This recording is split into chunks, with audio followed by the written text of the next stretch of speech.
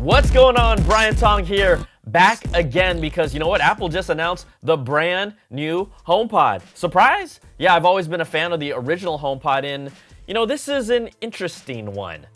Interesting. So let's break it down, and then you're gonna get my reactions. But this is the new full-size HomePod, and it looks a whole lot like the original HomePod. Design-wise, things have just changed slightly.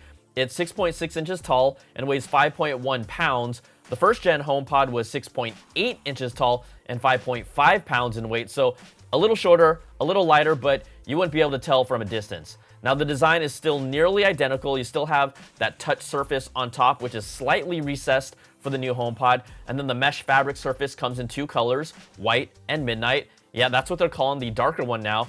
And the midnight color that Apple's used in its other products, like let's say the M2 MacBook Air, the iPhone, and Apple Watch, it has a little bit of a dark blue tint to it, but this looks closer to black on the images, so we won't know until we actually see it in person.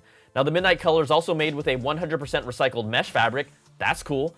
And the new HomePod will come with a color-matched woven cable for the color that you choose. And I know that does sound silly, but I do love it when Apple does that with their products. Now, inside, this new HomePod also has 2 fewer tweeters and 2 less mics compared to the original, so it's going to be really interesting to see how that changes the audio quality, because my originals, they sound fantastic, and they still are. Now, the new HomePod is using an S7 chip. That's the same found in the Apple Watch Series 7, while the original HomePod used an A8 from the iPhone 6. So that's been updated. There's a new sensor in it to measure temperature and humidity in indoor environments. The HomePod Mini has had that same sensor since day one, but now it's enabled. So we're gonna see how that opens up maybe new features or information on the Home app. Now, the new HomePod will also get the sound recognition feature found on the iPhone with a software update later this spring. It's going to be able to listen for smoke or carbon monoxide alarms and then alert you on your phone with the notification. You can pair the new HomePods together, but you can only pair similar models for stereo sound. So that would be 2 new HomePods that work as a pair, but one cannot be paired with an original first-gen HomePod. You also can't pair a HomePod Mini with a new HomePod either. I mean, why would you do that anyways? But that pairing, I got some thoughts, because there's a lot of people that might have just purchased the original HomePod, and these don't look very different at all. And the fact that we can't do it in software to kind of entice original adopters to buy a second HomePod to pair it, I don't know. I think they should have done that. Now, I have a pair in my kitchen, and they sound so good. These aren't big eyesores. They're just like really classy. Apple still says you'll get that same room-filling oomph as the original one, and its computational audio will optimize the sound in any room. It will also act as a smart home hub. It brings Matter compatibility to bring a whole new world of smart devices to Apple that they previously couldn't communicate with. This new HomePod retails for $299. You can pre-order today, and they'll be available for customers on February the 3rd. So, I look at that price for $299, and does that really move the needle for most people? Like, I'd really love to hear where you're all at when you watch this in the comments, because the original HomePod, yes, it launched at $399. At one point, way later in its life cycle, Apple even sold the original HomePod for $299. Now, I didn't buy them until I got this killer refurb deal just, I think, a couple months after they launched at Best Buy, where I was able to get a few for $199 a pop. Yeah, that was a killer deal, and I still genuinely love the HomePod.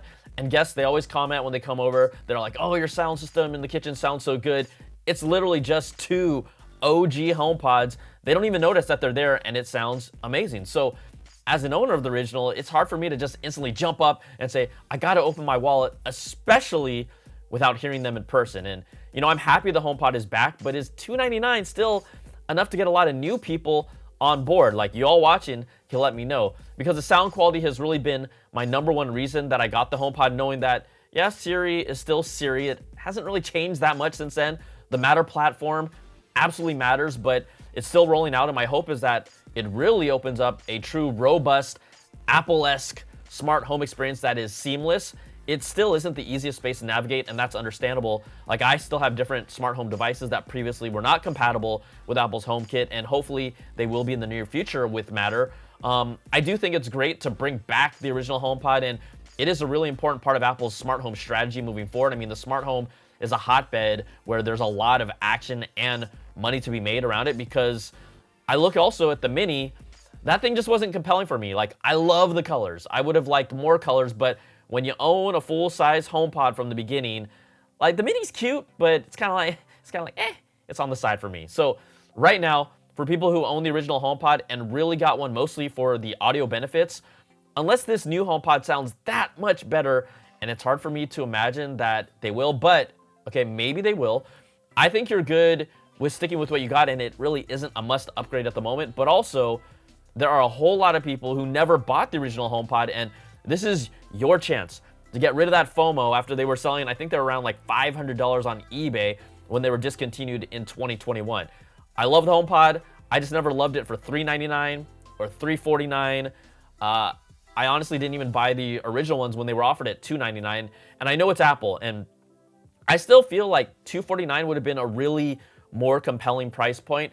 There was no way this new HomePod was going to ever be $199 at launch, so don't think about that. I even, 2 years ago, I did a video called How Apple Can Save the HomePod, and things haven't drastically changed from them. So to me, the HomePod, it's been about its stellar sound quality first. If they can get its smart home features to be at that level, right, at the sound quality level, to be that good, I think that would be a great thing. And also, I still think Siri needs to get better, but those three things, then it starts becoming really compelling. So it's a wait and see for me. That's why I review these things, and I can't wait to check it out hands-on. And of course, you can look out for my review right here on the channel, but I think the biggest miss here is not being able to pair an original for the early adopters.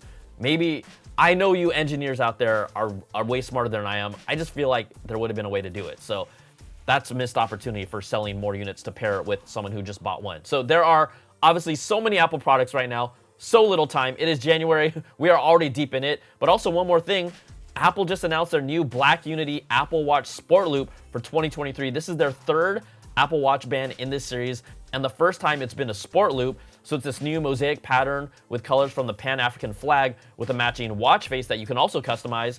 It's $49. You can pre-order now, and it's going to be available to customers on January the 24th.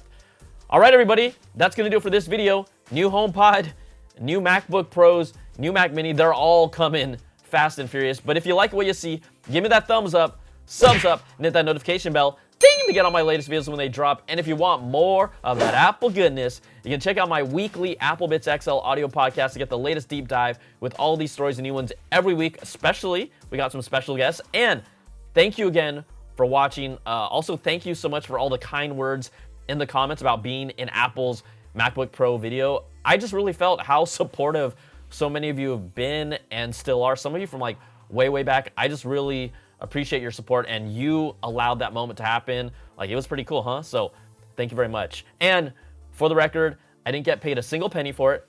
I didn't even know it was going to be on until I saw it. So to that bitter keyboard warrior in the comments who said, sell out, yeah, you stupid. All right, lots and lots of videos coming soon, everybody. Take care, and I'll see you on the next one. Peace and love.